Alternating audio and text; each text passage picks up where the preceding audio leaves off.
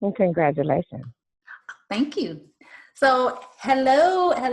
Welcome everybody to the Detroit Hustle podcast. This is Melinda B. Powers, and today we have everyone, drum roll, Dominique Morisseau.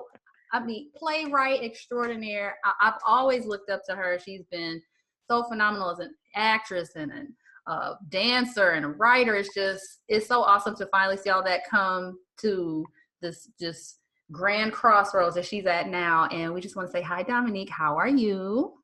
Hi. Hello, Melinda. I'm good. Thank you. Good. So we're going to start. Congratulations on the Tony nominations for Ain't Too Proud to Beg. We are so proud of you. Yay, everyone. Thank Round you. of applause. So 12 nominations. That is huge. Yeah. And I try to do my research, a little bit here. And so it looks like from my study of all of the noms, the only reason you got 12 is because it doesn't appear that your play had leading actresses. Would that be a correct Right. assumption? All right. See? That's right. So all the categories we were eligible for, we got nominated for. Exactly. So I did take notice of that. So just know, everyone, if the Temptations had women in them, she'd have got those other two as well. Yeah, I think there's like the other musical, Hadestown, got 14 because they also had women. They also had categories for the women. Right. So our show, we have women in our show that are phenomenal, but they're not eligible for Tonys because of the roles that they have. Gotcha. So that's how it goes. So Ain't Too Proud has, it's a story of the Temptations. So, it's a majority male cast. Of course. And that's why I did my homework, because I'm like, wait a minute. What did she not get? Yeah. So, we know we press for time here, so I'm going to try to be quick, but I really want to get a nice full story from you. So give us an intro on like where Dominique comes from, neighborhood, schools, just how you got your start in the D. I'm like, ooh, do I even? My parents still live in the house I grew up in. Well, my mother does, which is, a 6 mile Livernois area. Okay. So we live like in the College Park right around from Marygrove, and that's the home I grew up in, and that's still my home, and that's a home I'm going to inherit. So that's my house. You know what I mean? That's my family's home. But my grandmother lives on the east side, 7 Mile, right below Woodward, so there's been I've come up in that area. I went to Bates Academy where, where we are fellow Bates brats. It's so funny because, today I just looked online and somebody from Bates was, putting out, just congratulating me on the Tony Award, but they mentioned Bates Creates, which is like this like book of like creative writing that Bates would put out every year at the end of the year for all the students K-8 that had written things. And I was always in the Bates Create, and I loved it. And so I was like, yo, this is actually like the first real like publishing of my work. It was like our school published a book of our work, and that was so dope. So they were like the beginning. So I went to Bates, I went to Cass Tech, and then I went to the University of Michigan in Ann Arbor. So I've done, all of my education has been Michigan centric, and most of my creative education has been Detroit centric. And so that's sort of, I got into writing when I was, a kid in second grade. I really liked reading. And so, and I had a lot of teachers that encouraged some amazing reading. My mother encouraged reading.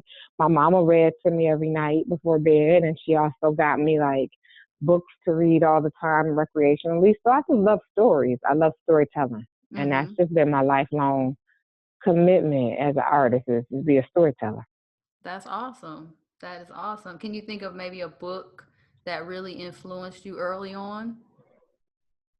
Oh, well, I wish I could remember the name of this book. I've been trying to remember this for like a years now. And I hope somebody out there listening can help us just to remember the name of this book.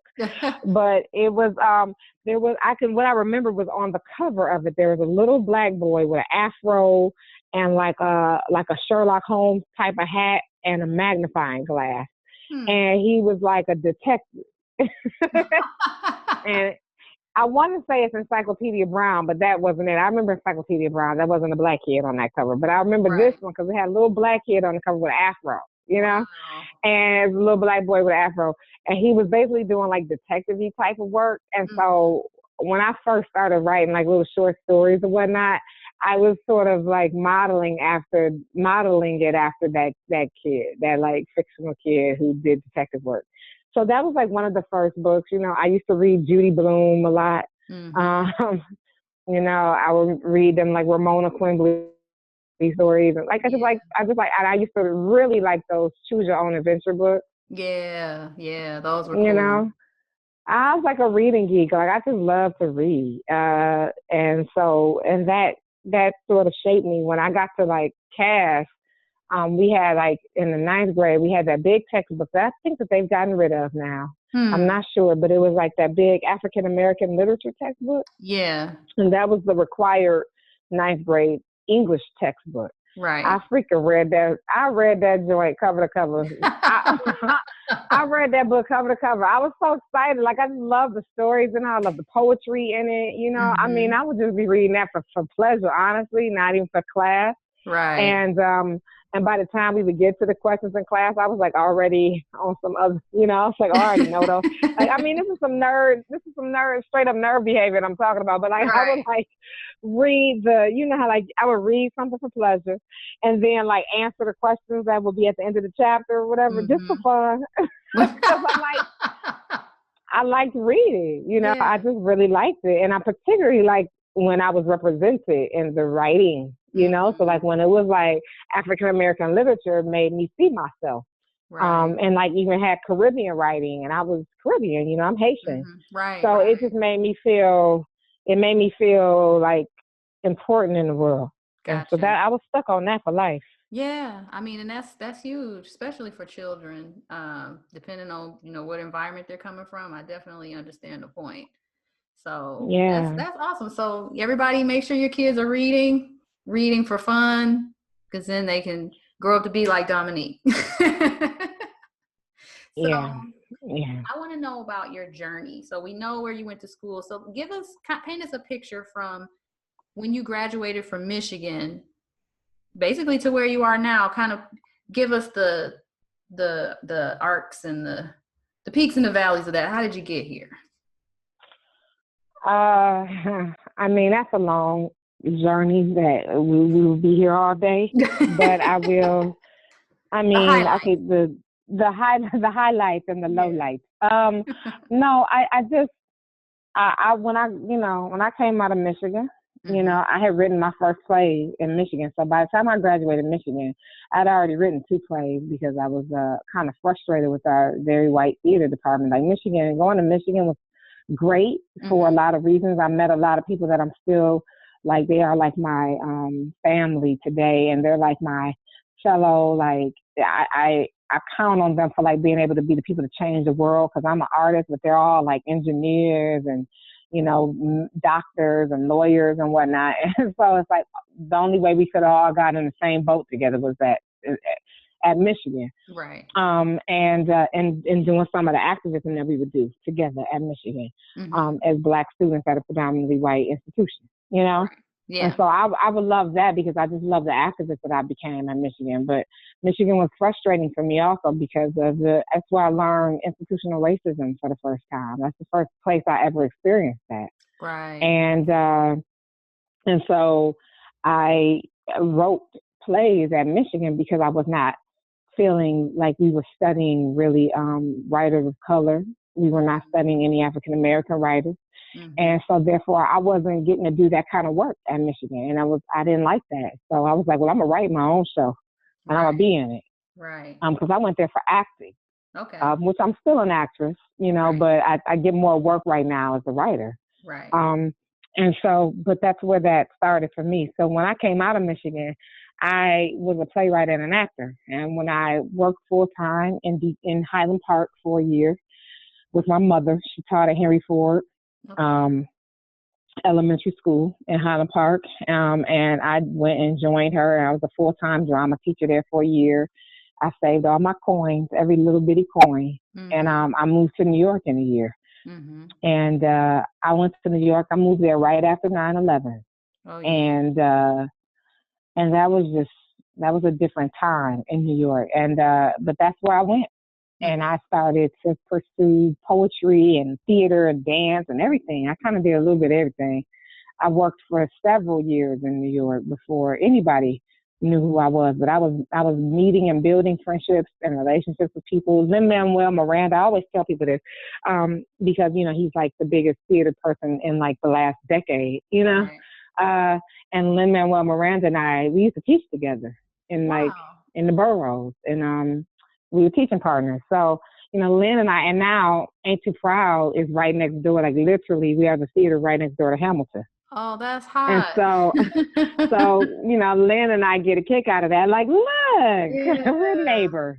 that's cool. But it's like, back when you're doing I bring that up to say that, while you're doing like the trench work and you just out here hustling and making relationships with people and doing your art, you don't have any idea who you're making relationships with. Those people are going to be Exactly. the people to take over the industry in years to come. So I believe very much in like when you're hustling, you don't try to hustle up, you hustle sideways. Right. You Right. build with the people that's around you. You don't build with the people that's already where you want to be. You Mm-hmm. build with the people that want to get to where you want to go with you. Mm. And then when you get there, it's going to be a much better time because you won't be there by yourself. Right. Right. That's a nugget right there. Whoever missed that, run that back and listen to that again. Yeah. That was golden. Okay. So I did not know when I was doing my research before the interview, I did not realize you were a writer for Shameless on Showtime. Yeah, I was. I did 3 seasons on Shameless. How did you end I up left getting after that season 8 opportunity? for playwriting. People that work at John Wells Productions out here in LA, they are also watching theater. The TV and film industry are hiring playwrights these days. Mm, Because they've realized that playwrights know how to write good dialogue, which is crucial for television. right. And I think not to discredit all of the great writers that are already in television. Mm, Before playwrights came to the table, but I do think playwrights being hired in television has definitely made television writing much more rich and amazing. And that's when you're seeing all these we're in the golden age of television right now, and that's mm. because I think largely due to the fact that there are a lot of playwrights writing in TV. Interesting. I didn't know that. Wow. Yeah, That does mean, people love stories. That's our yeah, thing. That's our jam. So the good storytellers should get those positions most definitely. Okay. yeah. So what inspired you to write Ain't Too Proud? Uh, so the way that it works, just to demystify it a little bit, is Ain't Too Proud had Broadway producers on board from the beginning. I mean, Okay. I was hired by those Broadway producers. Gotcha. They were in conversation with those Broadway producers. There's two of them, and they were in conversation with Otis Williams and Shelley Berger. Shelley Berger is the Temptations manager. He's a longtime manager of the Temptations and the Supremes. Mm-hmm. And worked at Motown. And Shelley really wanted to do a Temptations musical. He had Mm-hmm. talked to one of our producers, and they've been trying to work it out. They had to wait about 10 years because then Motown the musical happened. Mm-hmm. Right. And so they reached out to me in 2015. At the top Okay. of 2015, they had heard about my writing and that I was a Detroit writer, and I had written several plays by that time about Detroit. And so they reached Mm-hmm. out to me just to put me in contact with the director that they hired, Des McAnuff, who did Jersey Boys and Oh wow. has done Tommy, The Who. He has done he's a Tony award-winning director already. Gotcha. I'm the newbie to the table, and frankly, the youngest person on the creative team, Okay. and the only woman, Mm-hmm. and one of the only people of color Color. Yeah. on that in the original team. Gotcha. Now our choreographer is a Latinx man, our music director is a black man, our Mm-hmm. orchestrations director is a legendary black man who did the orchestration for Dreamgirls, and like it's just like he's getting a lifetime achievement award with the Tony. Oh wow. So that was already a team we've had a team. The producers built a team. That's what they did. Now that didn't necessarily mean we were going to Broadway, but that was always the intention. Where sometimes shows will do a show at a off-Broadway theater, involve independent, and they're hoping that some producer will come and see their show and want to produce them to take it to Broadway. This was different. These had producers already. Okay. But going from producers, that just means you got money behind you. So we already have money. That helps. but Broadway's more than money. You can have, it's been Black folks that have money behind them and haven't been able to get their shows up on Broadway. Really? Because there's a lot of politics and there's a lot of real estate politics. So it's like everything in the world, this is lesson number whatever, but all things in the world come back to real estate, and real estate is where real power is. That's just the truth. Yeah. Real estate is where people can make real decisions, because at the end of the day, every business, everything has to do with where it's going to be and who has power over that building and that institution. Broadway, there is a real estate game, and it's only about 4 families out there that own all of the Broadway houses. Wow. So you've got to get one of those 4 families to like your show and want to give your show a home. And that's after you already have all the money behind it. So let's say you say, hey, we got this $10 million musical. We got $10 million of investors putting in their money. We got a show. Can we do it at your space? Those real estate Broadway families have to go, well, we have another $10 million, or we have another $15 million investors, as well for their show. So they're making a decision on which show do we think is going to run the longest in our space and make us the most money. Right. So that's how you get to Broadway. Just to demystify this for everybody that's listening. It's not some like, oh, you're a great artist, you're going to Broadway. That's not how that works. Everything's political, everything. And the faster we know that, the more power we will have over our own industry and our own, whatever we're trying to do, Right. So for me, I am literally just doing the work that I do. I'm telling stories, Right. I'm writing stories that I think have depth. And my peers that are also practitioners in this industry, they are behind my work. So when it comes, some people with money come and say, hey, we're looking for a writer, it is actually my peers that say, hey, you're doing a show about the Temptations? You need Dominique Morisseau, because she writes about Detroit, So that's sort of how that works. It's sort of, I've been lifted up by my fellow creators, who we're checking for each other. And that's why I say you got to move sideways, because it's not, those bigger upper people did not find me out of the abyss. They found me through my peers. Gotcha. And just in case you didn't know, you have been the most mentioned individual on the broadcast so far. This is currently episode 9. I think you've been mentioned in 4 so far by name. What? Yes, by your peers. So you're right. That's you're right. I owe everything to the people around me. I owe everything to my community, to the people I come from, to the city I come from, to my fellow artists, villages that I come from. I owe everything to them. You do. Because it's like, they make me. You just segued into the next point. Thank you. What is it? So I want to ask you a pointed question about your roots. Okay. In your experience, what makes the D so special to you?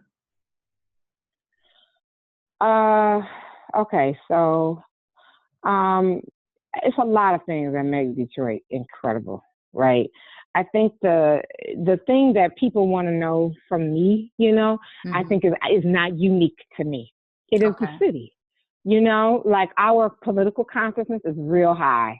I mean, we know about our city, and we all have like ownership over Detroit. We all feel like a stake in it. We all feel like we got a horse in this race. And I don't think everybody feels that way about their cities, but we know that to be Detroiters means something to the rest of the world, whether it is just like where you get Detroit versus everybody. Like we know that the rest of the world has looked at us in a negative light, know, that, and what that really means is Black America, because Detroit is Black America. It is the blackest city in the country, proportionally, you know? Yeah. And I think that you can't really talk about Detroit and not be talking about Black people.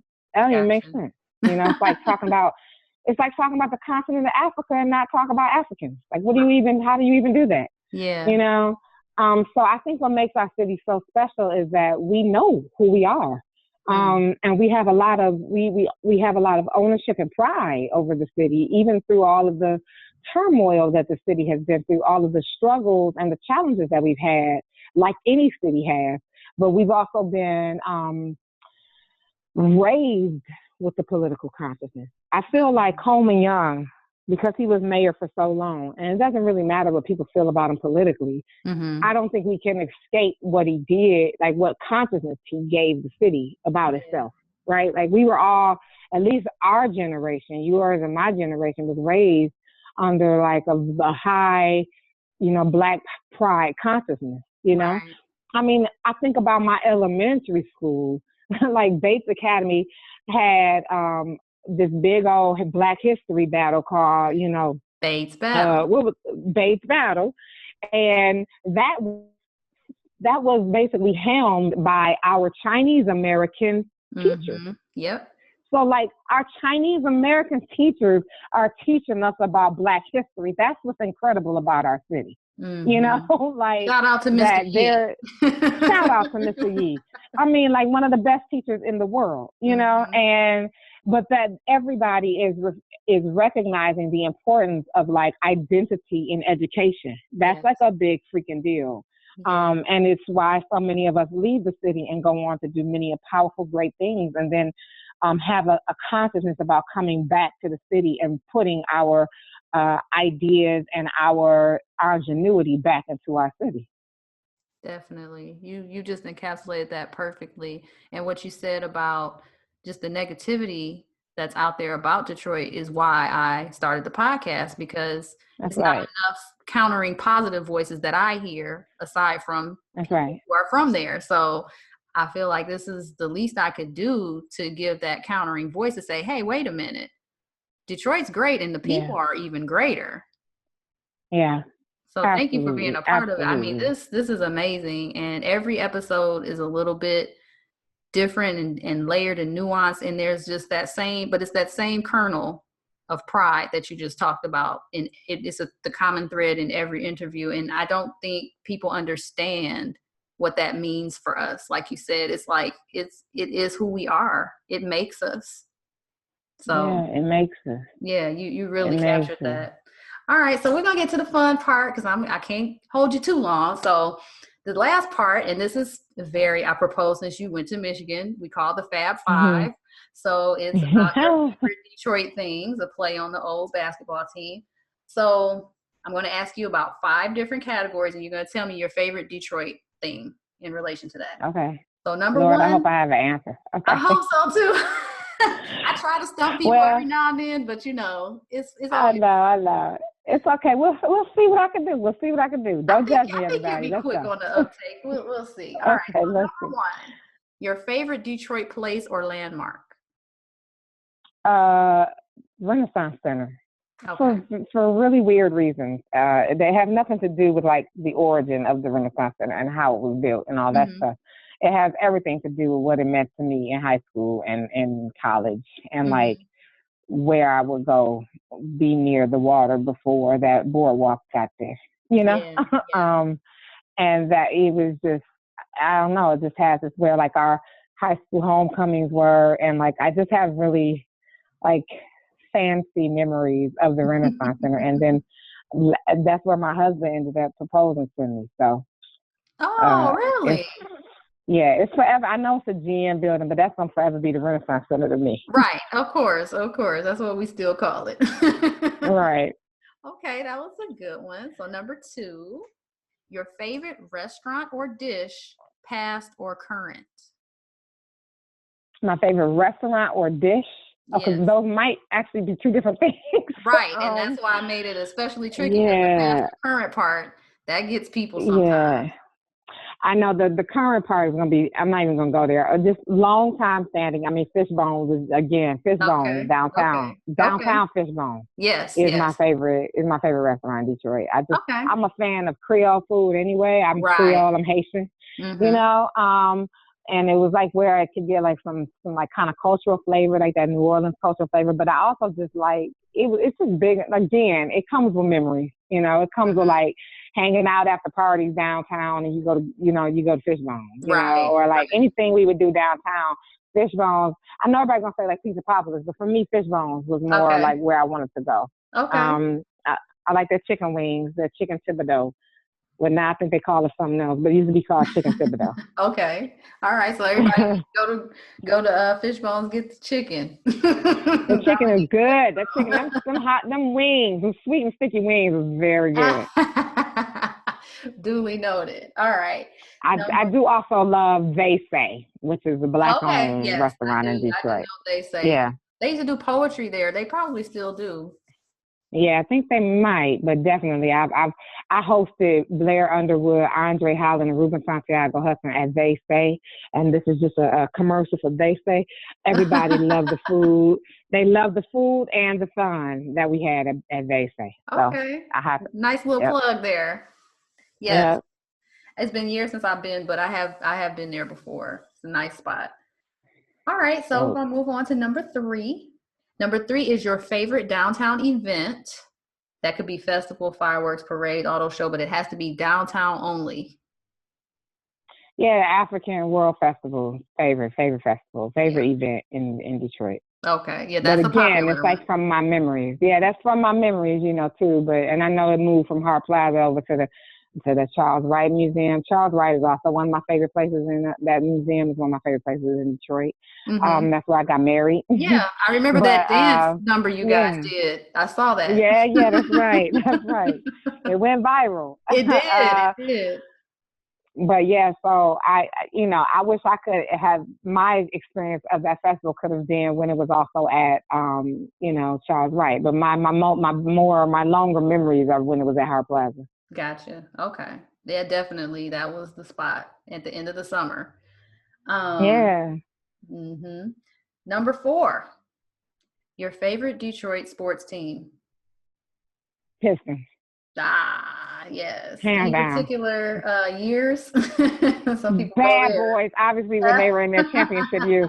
But I also just love the story of Bad Boys. What was that? It was like a 30 for 30. The ESPN they had those like 30 for 30. Yes. The 30 for 30 on the Bad Boys was incredible. And I just remember experiencing them as a kid, but I didn't understand what was happening to them as black men.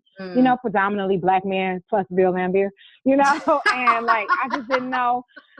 I didn't know what was happening to them, and like the attitude that people had. I just felt it, but I didn't understand it. And like listening to them talk about how they just took on like the Bad Boys moniker because of the way that we were seen and the way that they were having to perform that. I just thought, I just love them. I love everything about them. Bad Boys for life. Yes, that was the time. I do remember those days. And then number 5. So this is a little more crafted to your personal taste, but your favorite Detroit memory. And what I mean by that is a memory you have that's so Detroit, you can't classify it as anything else. My favorite Detroit memory, basically. Is that what you're saying? Yes. Oh, God. If you need a minute, take a minute. I know that's still a personal.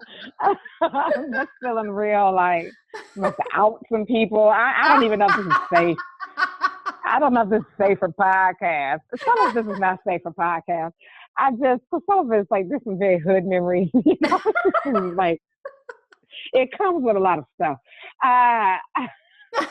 So maybe not those. It's hard to get past the inappropriate ones to find one that's like, not safe for work. I don't, you know what? I mean, I hate to be like corny with it. But I honestly feel like, my mind is just, I honestly feel like when I came home for my wedding, because Detroit for me, the most Detroit thing ever for me is my family. That's the real thing. When you talk about Detroit, for me, the first thing you talk about is my family. I think that's why we all go hard for Detroit, because that's family. we were raised in a city like a family, maybe a family that kind of loved and hated each other, but we were raised as a family. Mm-hmm. And so to me, I mean, the most like Detroit thing ever for me is like the freaking my family reunion, Okay, right.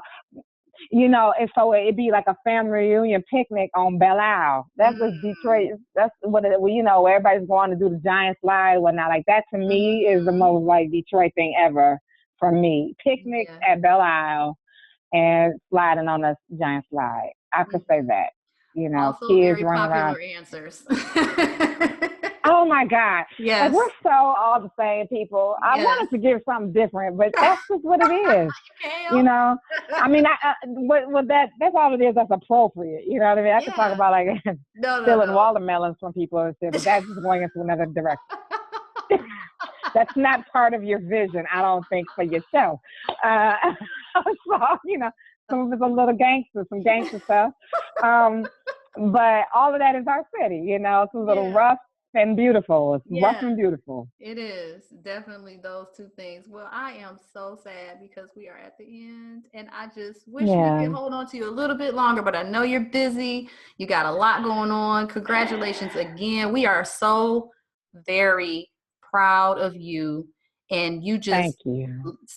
living in your truth, standing in your power, telling your stories from the heart. I mean, like you said, you got selected for this opportunity with Ain't Too Proud because you always repped Detroit in your work. That's right. That says so much. That speaks volumes as to your love. Like you said, that's your family, that's your roots, and you've not strayed from that. So much respect to you for just for that alone, because some people, I mean, I can't say I've always repped Detroit that hard since I've moved away, but in my older age, I'm starting to, understand and respect more of that story and that origin for me, which is how we're here today.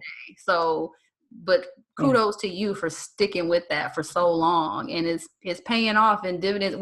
We are so proud. I mean, when I saw that headline, I was over the moon, and I just wish you continued success. I'm just so grateful to have been just to cross your path those days back in school, and for you to be gracious enough to give us some of your time today. Thank you so much.